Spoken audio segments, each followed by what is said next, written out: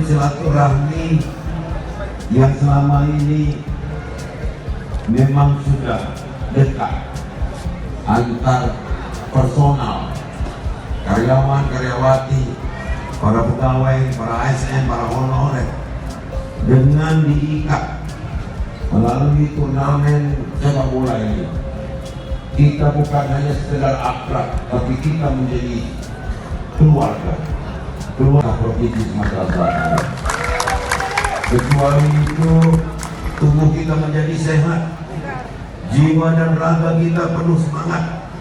Maka untuk itulah turnamen antar OPD, bahkan antar instansi vertikal, juga lembaga dan institusi swasta akan kita selenggarakan pada turnamen berikutnya.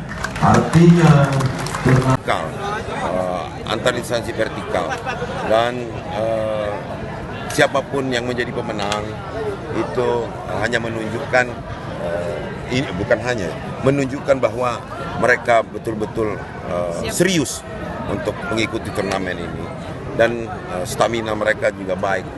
Untuk itu kepada OPD-OPD teruslah, karena kita akan juga mempelopori nanti agar antar OPD ini kita akan buat nasional.